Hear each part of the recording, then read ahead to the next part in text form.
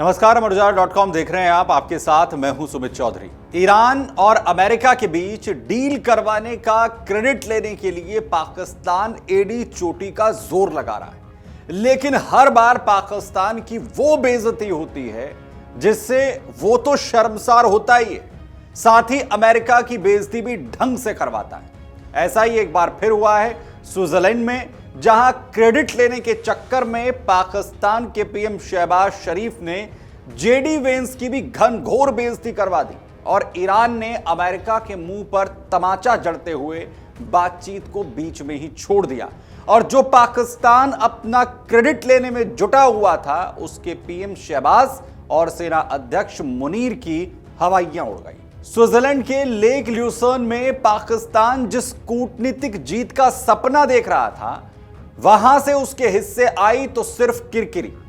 इस्लामाबाद को उम्मीद थी कि अमेरिका और ईरान के बीच बातचीत की कोशिशों का क्रेडिट उसे मिल जाएगा, लेकिन जो कुछ हुआ उसने पाकिस्तान के दावों की हवा निकाल दी। जिस मंच को पाकिस्तान अपने लिए एक बड़ी उपलब्धि के तौर पर इस्तेमाल करना चाहता था, उसी मंच पर एक बार फिर उसकी जमकर बेइज्जती हुई।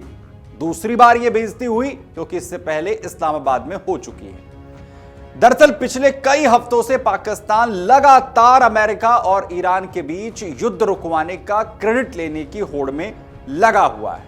युद्ध समाप्ति का ऐलान हो चुका है, लेकिन डील फाइनल नहीं हुई है। शहबाज शरीफ सरकार से लेकर सेना प्रमुख असीम मुनीर तक हर स्तर पर यह कोशिश हो रही है कि पाकिस्तान मिडिल ईस्ट में शांति लाने के लिए अहम भूमिका निभा रहा है, यह पूरी दुनिया को दिखाया जाए।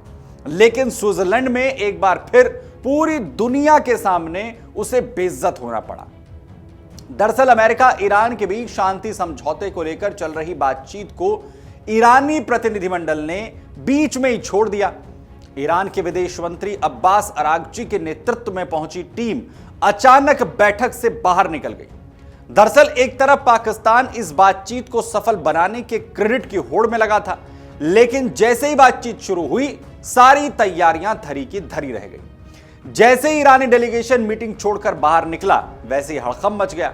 बातचीत बेपटरी होती हुई दिखी। एक तरफ अमेरिका बातचीत के जरिए तनाव कम करने की बात कर रहा था, वहीं दूसरी तरफ ईरान ने अपनी नाराजगी साफ तौर पर जाहिर कर दी और मीटिंग छोड़ दी।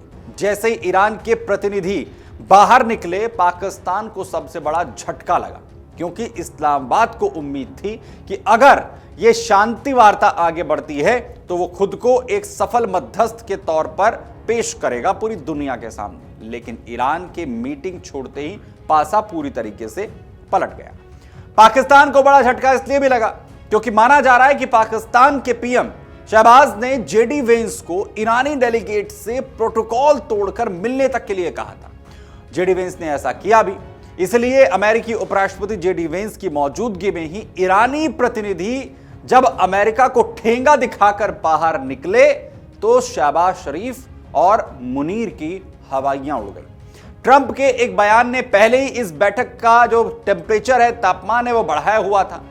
दरअसल अमेरिका यह साफ कर चुका है कि अगर ईरान ने हॉर्मुज जलडमरू मध्य को बंद करने की कोशिश की तो जवाब अब पहले से भी खतरनाक मिलेगा। तेहरान इस बयान से बेहद नाराज था। उसका असर स्विट्जरलैंड की इस बैठक में भी दिखाई दिया। दूसरी तरफ पाकिस्तान को भरोसा था कि अमेरिकी उपराष्ट्रपति जेडी वेंस की मौजूदगी से बातचीत को मजबूती मिलेगी और अगर कोई सकारात्मक नतीजा निकला तो उसका राजनीतिक फायदा पाकिस्तान को मिलेगा। लेकिन बैठक ने कुछ और ही कहानी लिख दी। बातचीत शुरू हुई, प्रतिनिधिमंडल आमने सामने बैठे। जेडी वेंस पहले जाकर मुलाकात करने के लिए प्रोटोकॉल को तोड़कर पहुंचे, लेकिन कुछ ही देर के बाद ईरानी विदेश मंत्री अब्बास अरागची अपनी टीम के साथ कुर्सी से उठे और बाहर निकल गए। कैमरे चलते रहे, अधिकारी एक दूसरे का चेहरा देखते रहे और जिस चर्चा को पाकिस्तान अपनी कूटनीतिक कामयाबी बताने की तैयारी कर रहा था, उस पर पूरी तरीके से पानी फिर गया। अरागची के बाहर निकलते ही सम्मेलन स्थल के भीतर अफरा तफरी मच गई। बंद कमरों में बैठकों का दौर शुरू हुआ, संदेश भेजे गए, संपर्क साधे गए, बातचीत को दोबारा पटरी पर लाने की कोशिश हुई। लेकिन तब तक ये तस्वीरें पूरी दुनिया देख चुकी थी और पाकिस्तान की एक बार फिर से भद्द पिट चुकी थी। सबसे ज्यादा मुश्किल हालात जेडी वेंस के लिए भी हो गए। अमेरिका बातचीत को आगे बढ़ाना चाहता था, लेकिन उसके सामने ही ईरानी प्रतिनिधिमंडल ने बातचीत करने से इनकार कर दिया। पाकिस्तान जो इस बैठक को अपनी सबसे बड़ी कामयाबी बताना चाहता था, वही बैठक अमेरिका के लिए भी एक बड़े झटके वाली साबित हुई और पाकिस्तान को मुंह की खानी पड़ी। लेकिन पाकिस्तान की मुश्किल यहीं खत्म नहीं हुई। सम्मेलन की एक और तस्वीर ने जो पाकिस्तान की मुश्किलें वो बढ़ाई, बेचैनी और भी ज्यादा बढ़ा दी।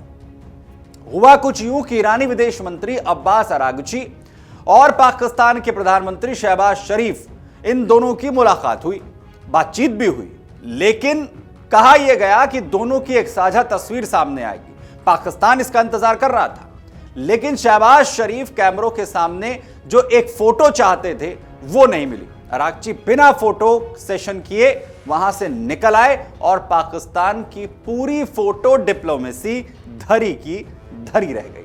इधर पाकिस्तानी अधिकारी हालात संभालने में जुटे थे।